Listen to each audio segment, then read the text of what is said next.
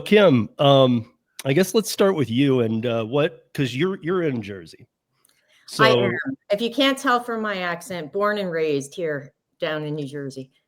So where do we start? I mean, because I was asking you before we started, do we just quickly talk about 2019? Yeah, so let's explain to people what's going on. And everybody who's been following this a bit, I think will get the gist pretty quick. I know you cover this a lot on your show, Steve. You do a great job with that. Everybody knows what California's Assembly Bill 5 is. AB 5, absolute disaster out in California, the whole nightmare with Prop 22, all the fighting and arguing and everything. AB 5 was signed into law in September of 2019. Right after that happened, it was supposed to kick off a nationwide rollout in other blue states of copycat laws. The next state was my state of New Jersey. They introduced a copycat bill, and long story short, it led to enormous public outcry that we helped to create. We saw what was starting to happen in California. All we really had back then was anecdotal evidence because it was the law hadn't even gone into effect yet. California didn't go into effect until January 2020. But by December of 2019, we already knew people were losing their contracts, losing their clients. We knew what AB 5 was starting to do, and we didn't want it to happen to us. So we created this grassroots nonpartisan coalition called Fight for Freelancers. It was started by me and a bunch of my friends who were freelance writers and editors. And we just started blanketing the state with op-eds. We really, to be honest, had no idea what we were doing, but we just were angry and we didn't want to lose our livelihoods. And the fact that we made noise publicly got a lot of people to come join our Facebook group. And then it became this swirl to the point that when they held the hearing in the Trenton State House in December of 2019 about this bill, it was wall-to-wall standing room only with writers, truckers, bakers, translator, you name it. It was packed. The lawmakers didn't know what to do. It went on for more than 4 hours. And it was, I think there were 4 people who testified for the bill. Everybody else there was testifying against it. And it got a little rowdy a couple times. People were angry. People were crying while testifying. It was horrible. And thankfully, that bill went down. And we thought, okay, what the hell was that? I'm glad that's over. Let's move on with our lives. It's the holidays, let's move on. And the day after that, we woke up to a story in The Intercept that said, Congress is going to move the PRO Act containing this same exact ABC test from California's AB 5, same exact regulatory language. So since then, for the past 5 years, we have been fighting our guts out at the federal level to stop this at the federal level. And so far we have. We have managed to keep it out of federal legislation, which has not been easy. The Biden-Harris Labor Department did get a rule through. I am among the plaintiffs in numerous lawsuits that were filed against that rule, which as of today, the newly staffed Labor Department in the Trump-Vance administration has signaled that they are looking at rescinding. They have not stated specifically what they're going to do yet, but they're signaling that they're going to deal with the problem at the rulemaking level.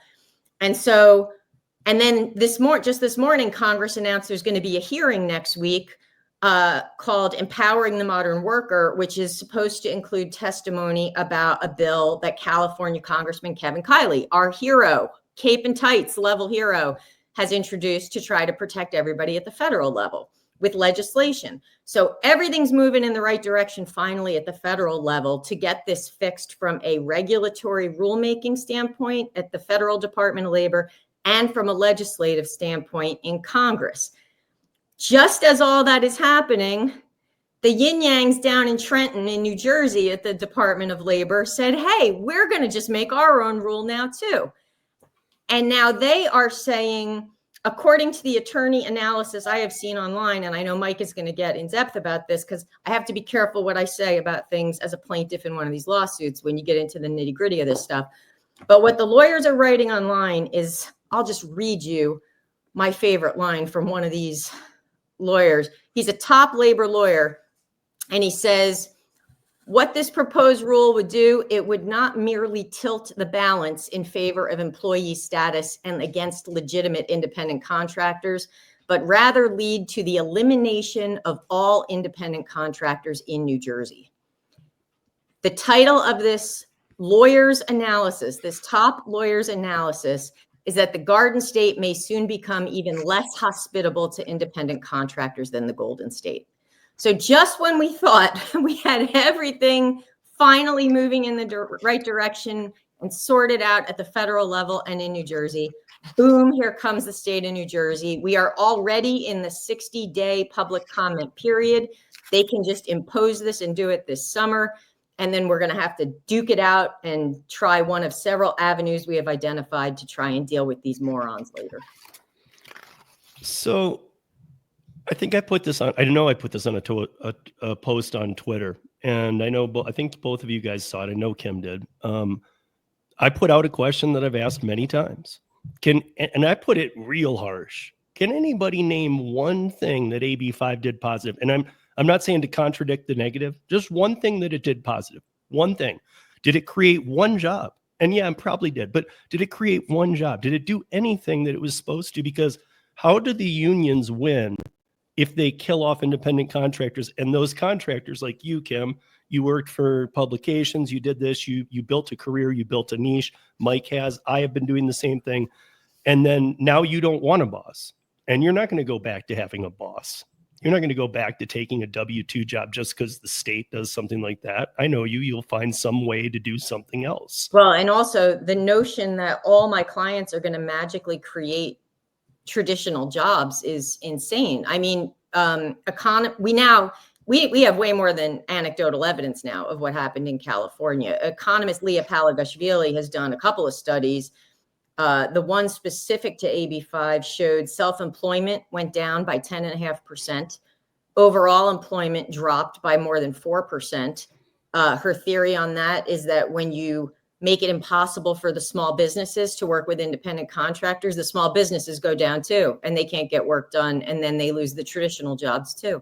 That's one of her theories on that. Yep. We also have Federal Bureau of Labor Statistics data showing that in California, since AB5 went into effect, union membership went down as a percentage of total employment. So you've got maybe there were some jobs created, but I have seen no reports from the people who pushed AB5, no documented anything about that. I am personally familiar with a writer who got a full-time job after AB5 went into effect. I'm sure there are others, but the widespread, most predominant effect has been independent contractors getting hurt. That is widely documented now. I can think of one example of how. But they're going to say one job. No, not a job, not a job, a condition, and that is that AB5 and its related bills in the states and the regulation have helped everyone in the country who is an adult understand how many people rely on self-employment for some or all of their income. In Massachusetts, where this whole battle began in 2004 with a new form of the stricter ABC test under Marty Walsh, the union's standard line was to say, oh, there aren't very many people. This doesn't really affect very many people at all. And now it's 40% of the workforce is growing. And literally, the economy is just going to tank if you take all of that out. And it's not going to be substituted. They're not going to hire these people full time. That won't happen. And especially with rules like the regulation that's likely to go into effect in New Jersey. And it's important to note, to add to that, Steve, that what California did, as everybody knows, there was a second bill passed less than a year later, Prop 22 passed less than a year later. There was a lot of professions that got partial or full exemptions.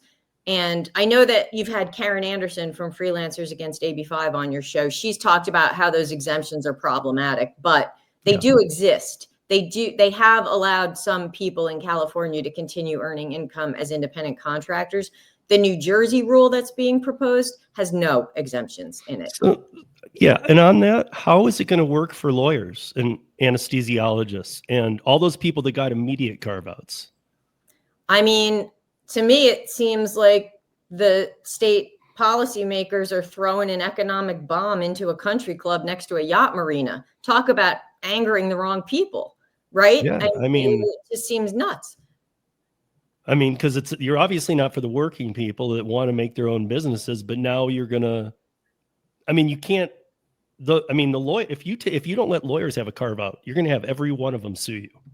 Let's hope so. From your lips, baby. But that's. I mean, like, why would they even bother? You'd have not even if they do push for this, why would they not have carve outs? And why would they announce it that way? There's not going to be any exceptions. I think the bigger question is, why on earth would you do carve outs when you saw what a disaster that was in California? I mean, there was just a report released a couple months ago by members of the California Advisory Committee to the U.S. Commission on Civil Rights.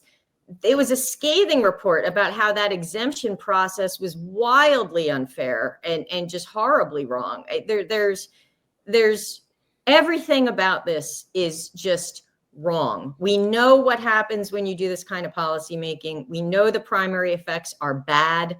We know the best case scenario coming next is a scrum for exemptions that's going to be a nightmare scenario. This is nuts.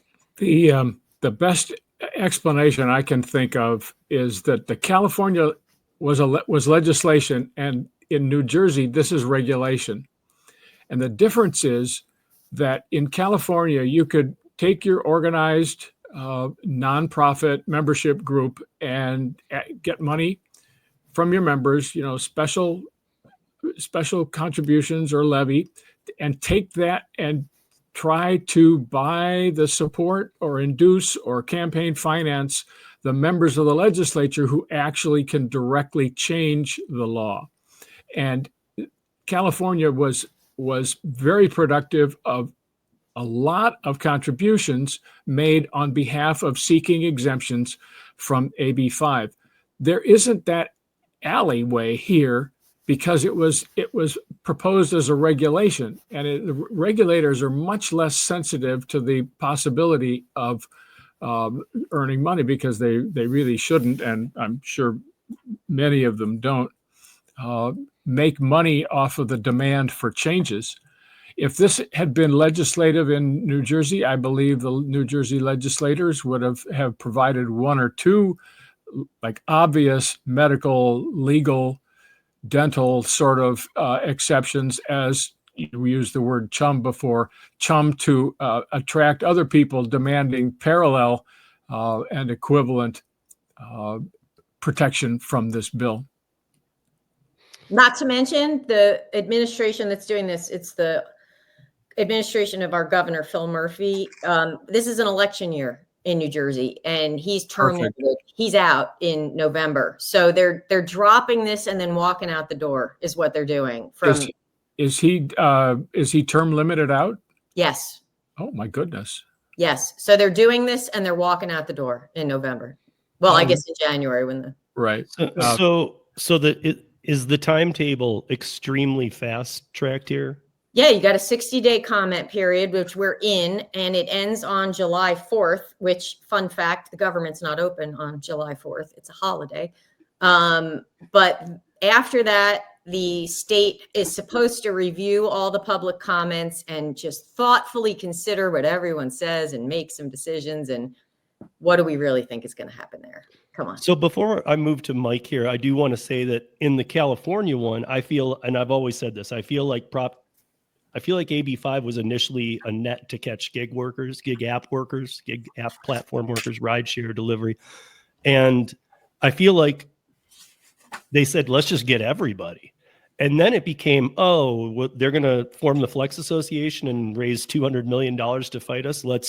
And then we'll get it on the ballot to vote. They got Prop 22 to pass through. So the ones they initially went after got out.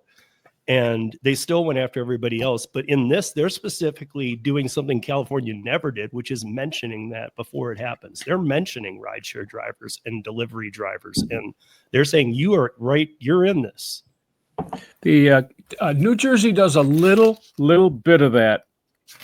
Well, that's what I mean. I mean, New Jersey's the one say California never said it before AB5. They just kind of said all independent contractors. But here, I've been reading articles that say, I mean, that start with this is coming after rideshare and delivery. In the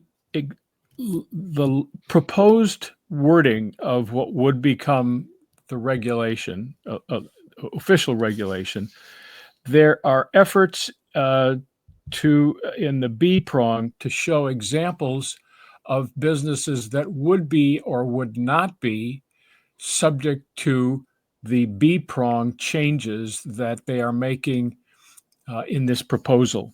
And what was interesting was it just so happens that some of the most appetizing organizing opportunities are given as examples of what will be considered subject to the enhanced B prong. And I thought there were included drywall, which is in construction, and gig driving is specifically mentioned in engaging the services of a driver to transport riders of the transportation network company, et cetera. The services performed by the driver are not likely outside of the transportation network's usual course of business. This is really bad regulation.